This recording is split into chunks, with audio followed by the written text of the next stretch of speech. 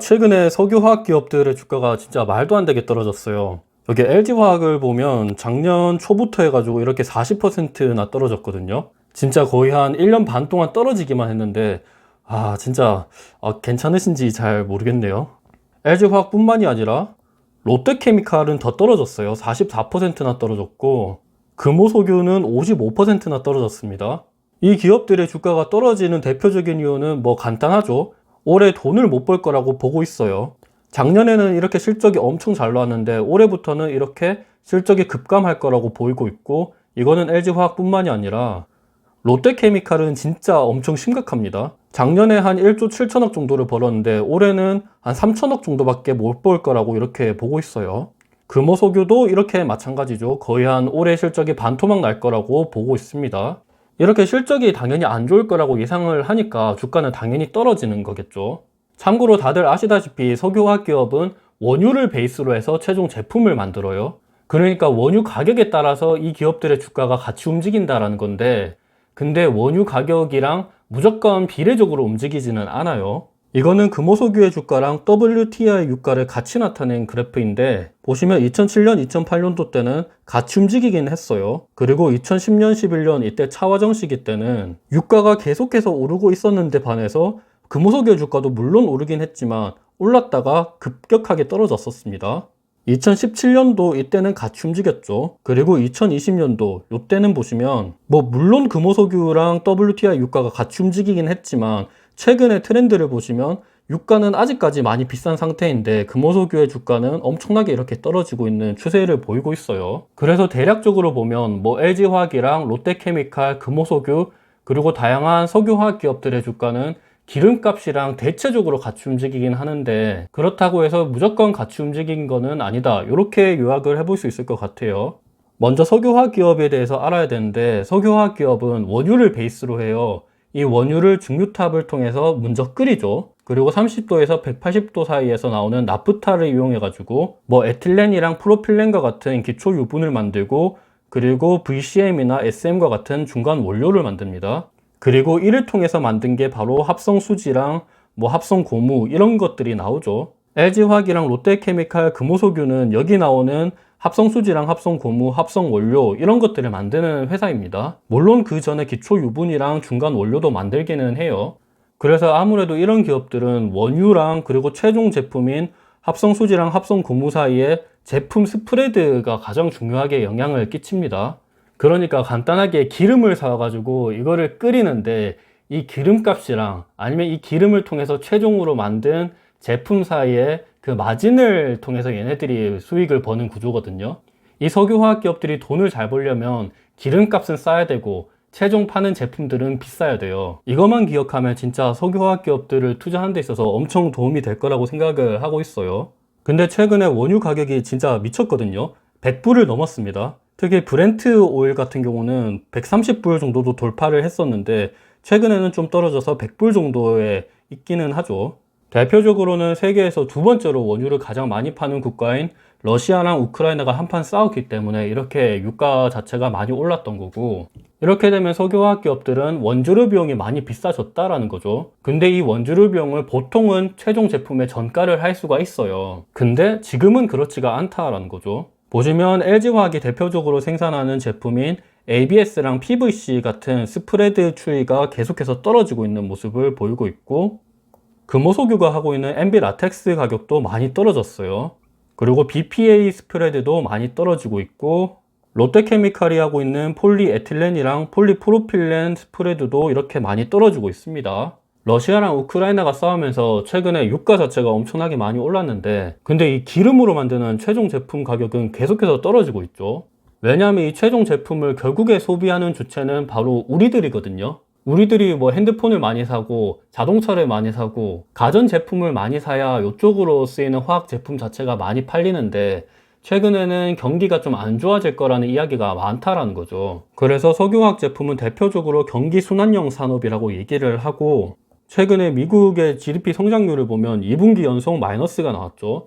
물론 이번 3분기에는 플러스가 나올 거라고 예상을 하고 있기는 하지만 지금 2분기 연속으로 일단 역성장이 확실히는 이루어진 상태이고, 중국의 연간 GDP 성장률을 보더라도 중국은 이미 마탱이가 가고 있어요. 옛날의 중국이 아닙니다. 지금 마이너스 성장대로 가고 있는 모습을 보이고 있는 거고, 그리고 전 세계적으로 이렇게 해고 칼바람이 불고 있습니다. 애플이랑 테슬라, JP모건, 아마존, 리비안 이런 기업들이 전체적으로 다 감원을 하고 있는 상태예요. 그래서 페드 전문가들이나 많은 월스트리트 전문가들이 내년에는 무조건 경기 침체가 올 거라고 이렇게 보고 있습니다. 그래서 최근 경기 침체 확률도 이렇게 조금씩 올라가고 있는 모습을 보이고 있고, SK하이닉스나 LG에너지솔루션, 마이크론 이런 기업들의 가이던스도 조금씩 축소되고 있는 모습을 보이고, 투자 규모도 재검토를 하거나 아니면 연기를 하는 모습을 보이고 있습니다. 그리고 글로벌 국제기구들의 원유 수요 전망치 또한 계속해서 떨어지고 있는데, 이거는 앞으로 경기가 안 좋아질 거니까 기름을 당연히 안 쓴다 이렇게 보는 거죠. 그리고 최근에 원유에 대한 투기적 세력들의 포지션 방향을 보면 이게 계속해서 숏 방향으로 치고 있어요. 원유 가격이 계속해서 떨어질 거라 보고 있는 거죠. 경기가 계속해서 안 좋아질 거라고 보고 있는 겁니다. 그에 반해서 지금 물가 자체는 엄청나게 많이 올랐기 때문에 미국은 기준금리를 2.5%까지 엄청나게 급격하게 올리고 있는 모습을 보이고 있고, 올해 연말에는 3.5%에서 3.75%까지 금리가 올라갈 거라고 보고 있어요. 이렇게 금리가 급격하게 올라가면 나오는 문제점이 바로 우리들의 빚에 대한 연체율이 올라갑니다.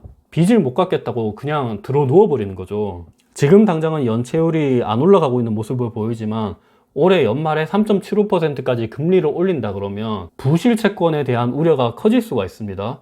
실제로 2007년, 2008년 글로벌 금융위기 때도 요게 되게 크게 작용을 했었죠. 지금 당장은 연체율이 올라가고 있지는 않지만 올해 연말에는 어떻게 될지가 모른다라는 거죠. 그리고 이렇게 되면 문제점이 은행들의 대출 태도 또한 변합니다. 옛날에는 그냥 돈을 이렇게 막 빌려주다가 이렇게 부실 채권의 확률이 높아지고 순이자 마진이 역마진 구조가 형성이 되면 은행들이 더 이상 대출을 잘 안 해주려고 하거든요. 최근에 이 추세가 조금씩 올라오고 있는 모습을 보이고 있는데, 물론 지금까지는 괜찮기는 하지만 이게 연말이 되면 어떻게 될지가 모른다라는 거죠. 더군다나 이 유가 자체에 대해서는 겨울철에 난방 수요가 되게 많이 생기게 되는데, 이제 얼마 안 있으면 찬바람이 슬슬 불게 될 건데, 그렇게 됐을 때 푸틴이 오해할지 또 모른다라는 거죠. 여튼 이런 경기 침체에 대한 우려 때문에 최근에 석유화학 기업들의 주가가 많이 떨어졌다 이렇게 볼 수 있을 것 같아요.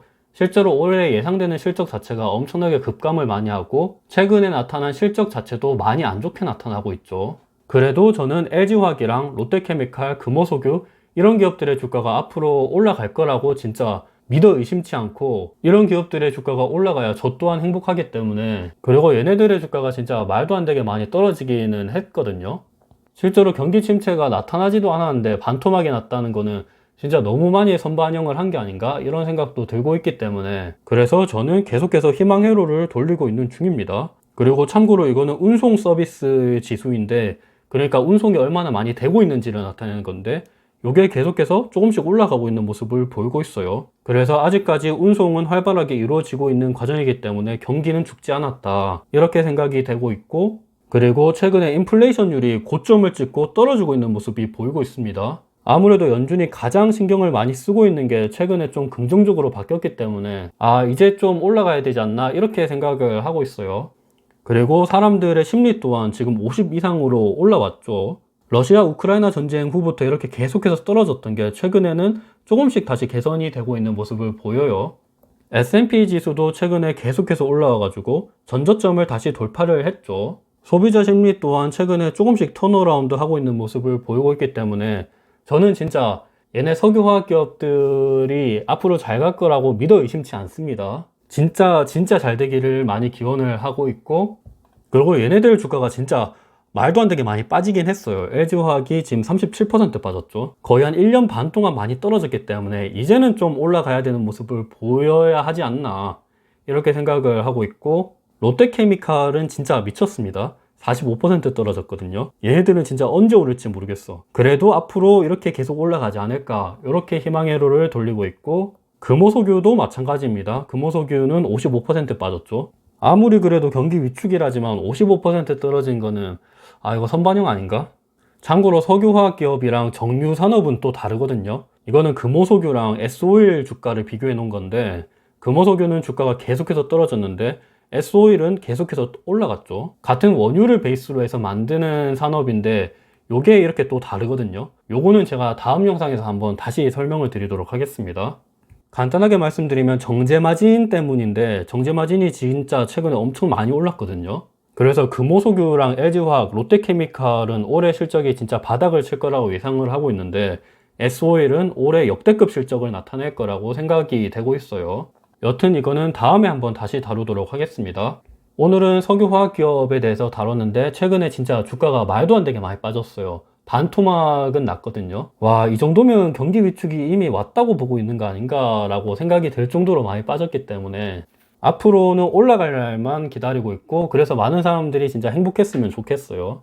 유가가 최근에 진짜 엄청나게 많이 올랐는데 반해서 석유화학 기업들의 실적은 바닥을 치고 있다. 요거에 대해서 오늘 다뤄봤습니다. 어느 정도 도움이 되셨으면 좋을 것 같고, 저는 네이버 블로그도 하고 있는데 경영대 뉴턴을 검색하시면 이외에도 다양한 자료들을 올리고 있습니다. 감사합니다.